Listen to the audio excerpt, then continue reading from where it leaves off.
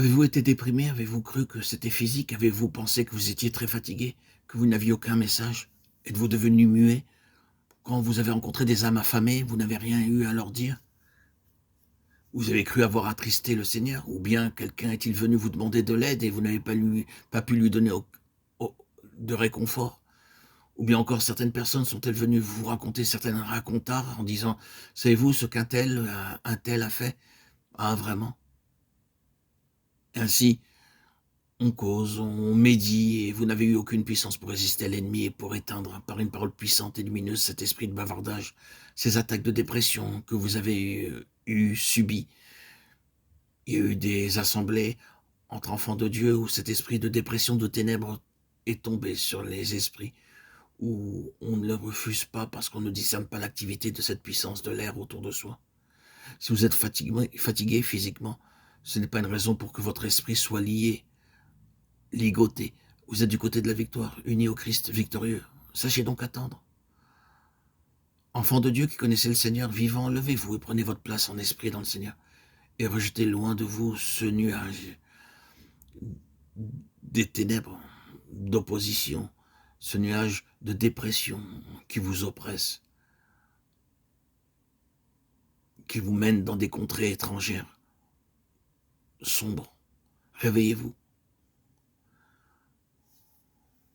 Repoussez ces nuages provenant de l'ennemi.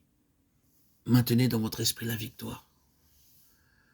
Sachez que nous pouvons vivre dans le milieu le plus sombre et demeurer cependant à la lumière du soleil de justice.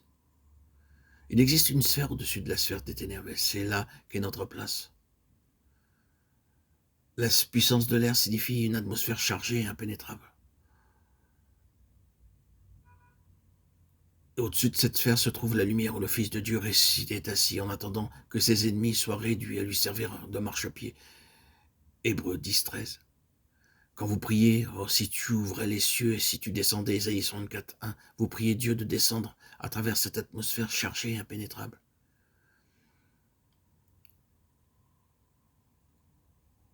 Le Seigneur a besoin d'un lieu ici-bas. Vous lui frayez un chemin par votre prière. Il peut ouvrir les cieux, il peut déchirer cette terre épais et opaque en réponse à nos prières et descendre en puissance merveilleuse parmi son peuple. L'apôtre nous dit qu'il faut veiller à cela avec persévérance et prier pour tous les saints et pour moi, afin que Dieu me donne la grâce de parler librement et avec hardiesse pour faire connaître le mystère de l'Évangile.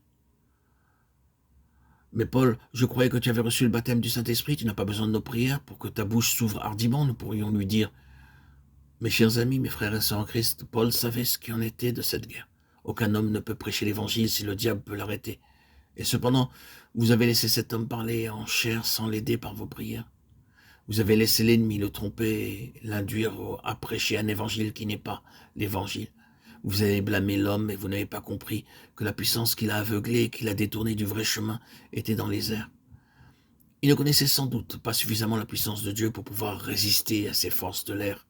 Et le diable a attaqué son intelligence et y a mis toutes sortes d'idées que dans son cœur il ne dirait jamais s'il se rendait compte de ce qu'il disait.